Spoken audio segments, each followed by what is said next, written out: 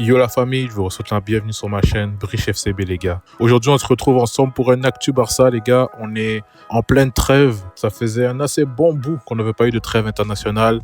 Là on est en plein milieu, il y a déjà eu des matchs qui ont eu lieu, on va aborder tout ça. Tous les résultats qui incluent les joueurs du Barça, les actus, l'état de santé de certains joueurs, la situation avec nos matchs de Liga qui vont reprendre au cours de cette semaine et un peu justement cette Actu Barça, les actualités du club, comment ça se passe, comment est-ce qu'on va aborder cette entrée dans la dernière ligne droite de notre saison. Donc si on peut commencer déjà, nos joueurs qui ont été sélectionnés ont tous à peu près, sauf si je me trompe, joué dans leurs équipes respectives. Que ce soit Rafinha, Pedri, Lamine, Araujo. Maintenant que j'y pense, Inigo n'a pas été sélectionné dû justement à sa blessure, Casado non plus. On a Cubarsí, en tout cas la bande espagnole qui est en sélection, les Ferran et tout. Ils ont tous eu du temps de jeu. Les Sud-Américains, que ce soit Araujo, Rafinha, ce sont ceux qui sont partis au Brésil. J'ai pas de connaissances sur la situation de Wojtek Szczęsny. Je ne sais pas si, étant donné qu'il avait pris sa retraite, qu'il est revenu, est-ce que ça veut dire qu'il redonne des services à la sélection? J'ai pas vérifié, donc excusez-moi si jamais c'est une information que vous vouliez savoir, mais je pense qu'il n'est pas en sélection. En tout cas, il y a eu plusieurs matchs. En ce moment, à l'heure à laquelle j'enregistre, le premier match des deux ont été joués. Les sélections ont souvent joué 2 matchs par trêve. On a eu une victoire du Brésil de 1. Ça me permet justement de parler de Rafinha qui continue sa lancée, qui continue sa saison avec des statistiques incroyables et un niveau incroyable. Il est buteur-passeur sur ce match. Une victoire méga importante pour le Brésil dans sa campagne de qualification en Coupe du Monde. Victoire 2-1 contre la Colombie, une très bonne Colombie ces dernières années. Le Brésil va avoir à faire face à l'Argentine dans quelques jours. Donc ce sera un très très bon match, une rivalité historique entre ces deux pays d'Amérique du Sud. On va voir, je prendrai plaisir à regarder ce match. C'est vrai qu'il n'y aura pas Messi, petit aparté, Messi n'a pas été appelé en sélection pour blessure, mais bon, connaissant sa situation, peut-être qu'il se préserve, peut-être il n'a pas favorisé être appelé dans ce rassemblement pour sa santé, de ce que je pense en tout cas. Donc on verra, il y aura le match Brésil-Argentine qui va venir. On a Araujo qui a aussi joué avec la sélection. Pedri, Lamine, Ferran, Cubarsí. Baldé n'a pas été sélectionné, ça c'est vrai les gars. Baldé n'a pas été appelé en équipe nationale et ça c'est bon pour lui parce que ça va lui donner du repos.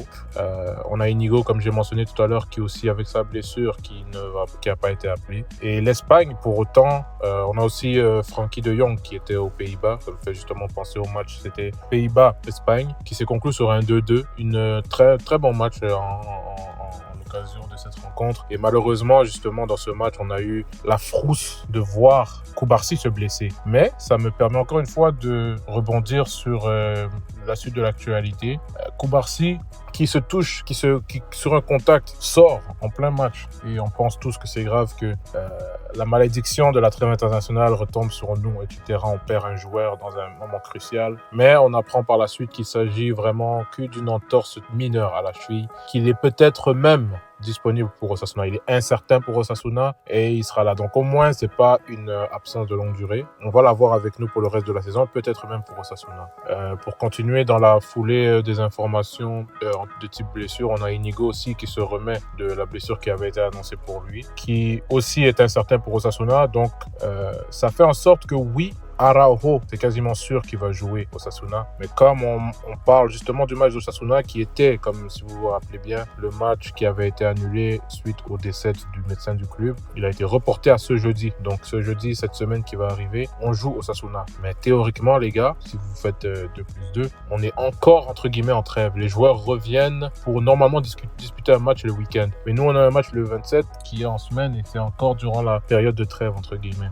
Les joueurs tels qu'Araujo vont devoir quitter la sélection, même Rafinha, les Sud-Américains vont devoir quitter la sélection plus tôt et partir par leurs moyens privés pour revenir à Barcelone, arriver à temps pour le match. Sachant qu'Araujo va jouer inévitablement avec que ce soit Cubarsí ou Inigo, ou peut-être même Eric Garcia en défense centrale, dépendamment de la santé des deux et de la disponibilité d'Eric, mais je crois qu'il est disponible. On sait qu'Araujo jouera, et Araujo jouer avec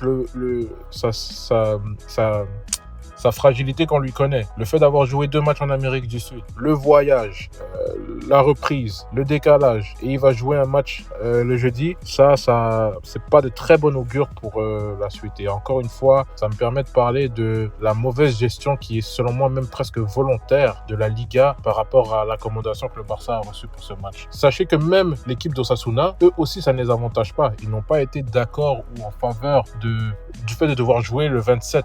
Normalement, un match repoussé est remis soit à plus loin, mais on ne vient pas encombrer les équipes. On va jouer le 27, réalisé. Mais on va aussi jouer le week-end. Je ne crois pas qu'on jouera samedi, mais on jouera dimanche. Donc, il y aura 2 matchs en 4 jours, alors que ce n'était pas prévu. J'ai l'impression vraiment qu'il y a une négligence, minimalement une négligence envers les accommodements pour le Barça en ces dernières années, les gars. Mais ça, c'est un autre sujet. Au final, comme j'ai mentionné, Cubarsí, qui est plus de peur que de mal, il sera présent minimalement dimanche. Jeudi, il est incertain pour Osasuna, mais il sera là pour la suite. Et on a nos échéances européennes et en coupe qui arrivent, on va devoir vraiment avoir tous nos joueurs disponibles. Et ça me permet justement de parler de l'effectif et de la profondeur d'effectif. On arrive, les gars, dans une partie de la saison, c'est la dernière ligne droite. Ça aurait été maintenant que tous les joueurs de la profondeur, les Pau Victor, les Ansu Fati, pas Casado, pardon, les Hector Forte, tous ces joueurs qui n'ont pas beaucoup de temps de jeu, c'est dans les moments comme maintenant qu'ils auraient été très très très très très importants. Et inévitablement on va les voir jouer, parce que j'ai même pas parlé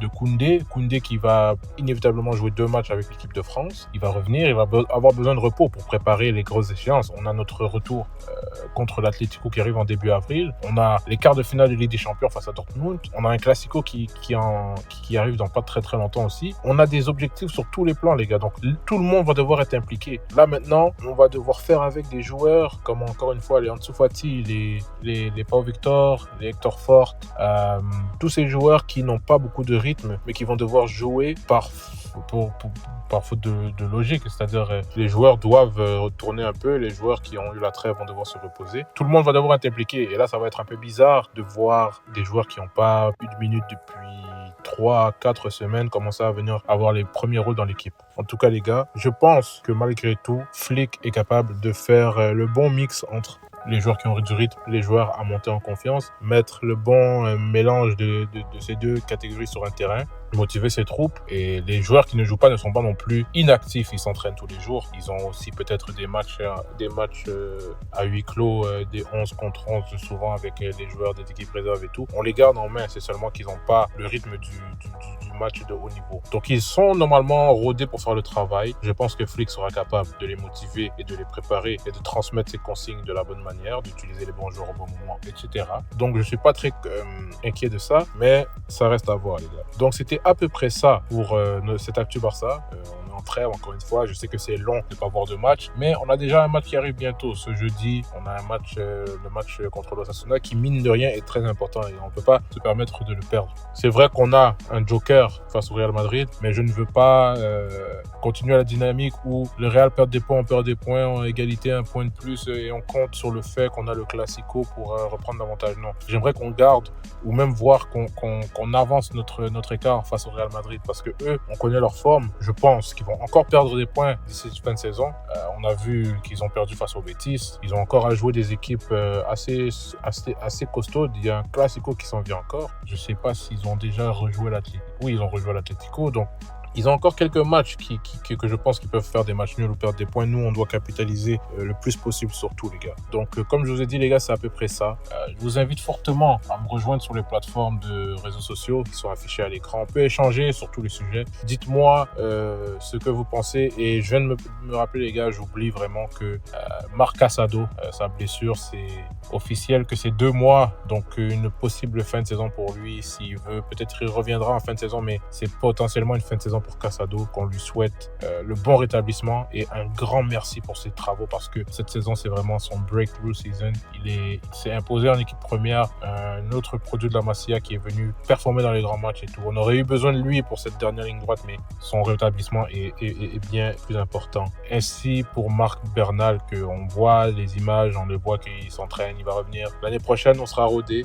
tous les joueurs seront là. Donc pour revenir à la conclusion, je vous invite vraiment à être actif sur les réseaux sociaux, on peut discuter et puis n'hésitez pas à me dire en commentaire ou par message quel 11 pensez-vous qu'on va aligner face à Osasuna, considérant nos absents, considérant les blessures, considérant toute la situation, les voyages, tout ça. Essayez de prédire un peu quel 11 Flick va utiliser et ne soyez pas un peu boring de dire que oui, on va mettre le 11 type parce qu'il y a des circonstances à prendre en compte. Donc essayez un peu de faire le jeu de oui, qui va jouer, est-ce que Rafinha sera titulaire, est-ce qu'Araujo sera titulaire, Koundé, tout ça les gars. Est-ce que Koubarsi va forcer, est-ce qu'Inigo va forcer?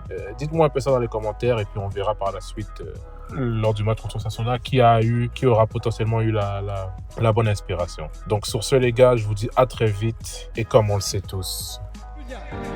Visca el Barça! Visca Catalunya! Visca el Barça, sempre. Visca el Barça i visca Catalunya!